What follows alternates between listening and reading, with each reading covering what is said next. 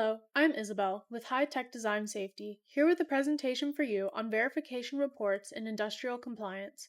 You are looking for certification support, and we at High Tech Design Safety specialize in certifying industrial machinery and semiconductor process equipment with more than 1,400 successful projects to our credit.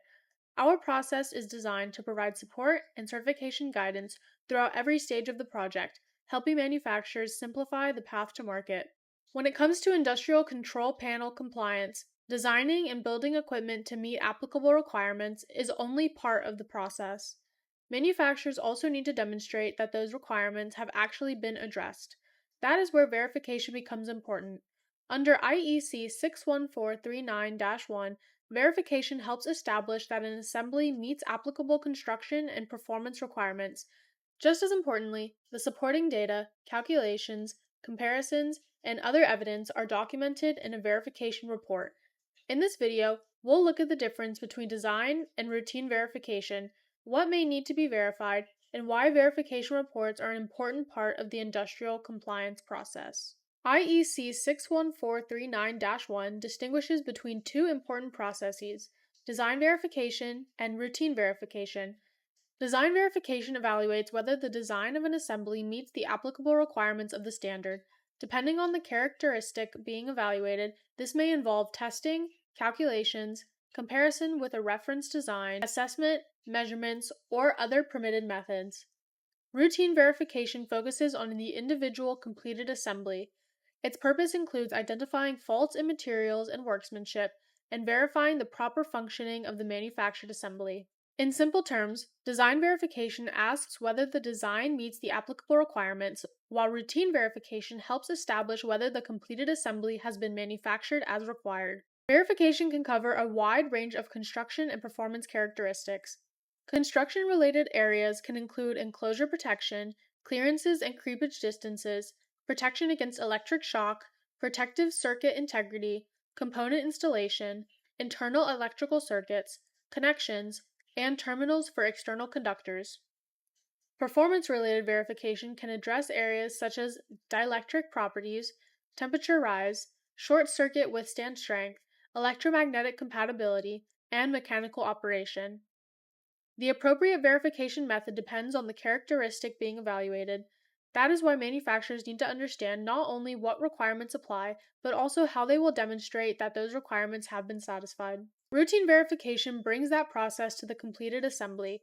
This can include visual inspection and physical measurements of items such as clearances, protective circuits, component installation, electrical connections, terminals, and mechanical operation. Connections may also need to be checked to confirm that they are significantly tight, particularly screwed and bolted connections. But routine verification is not limited to visual inspection. IEC 61439-1 also addresses performance-related verification, including dielectric properties, wiring, operational performance, and function. For more complex assemblies, inspection of the wiring and an electrical function test may also be appropriate. The completed assembly should ultimately correspond with the manufacturer's documentation. Performing the verification is only one part of the process. The results also need to be documented. IEC 61439-1 calls for verification data to be recorded in a verification report. This documentation can include the data used during verification, calculations that were performed, comparisons that were undertaken, and other supporting information. The result is a technical record showing the basis behind the verification of the assembly. Instead of verification existing only as an engineering activity, the report preserves the evidence supporting that work. Verification reports also connect to the broader technical documentation associated with equipment compliance. Technical documentation can include design and manufacturing drawings, schematics, applicable standards, design calculations, tests performed, and test reports. Together, these records help demonstrate how the equipment was designed, evaluated, and verified. This is why documentation should not be treated as something that is assembled only after the engineering work is complete. The information needed for verification is often generated throughout the development process. One of the biggest takeaways for manufacturers is that verification should be considered during engineering, not simply at the end of a project. Characteristics such as enclosure protection, electrical clearances, protective circuits, temperature rise, short circuit withstand strength, and electromagnetic compatibility can all be influenced by decisions made during design. Thinking about verification early can create a clearer connection between design, manufacturing, testing, and documentation. It can also help manufacturers better understand what technical evidence will ultimately be needed to support the finished assembly. Industrial equipment compliance can become complicated when a project involves numerous construction requirements, performance requirements, testing procedures, and documentation obligations. HTDS helps manufacturers approach conformity as part of the overall equipment development process.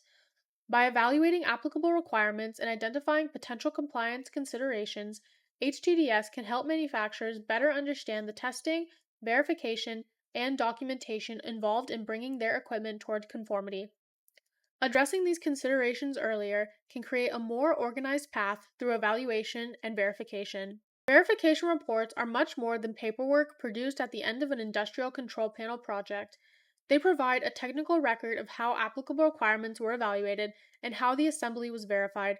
Remember these key points. Design verification evaluates the assembly design. Routine verification applies to the completed assembly.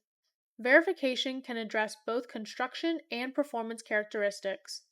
Different requirements may call for different verification methods.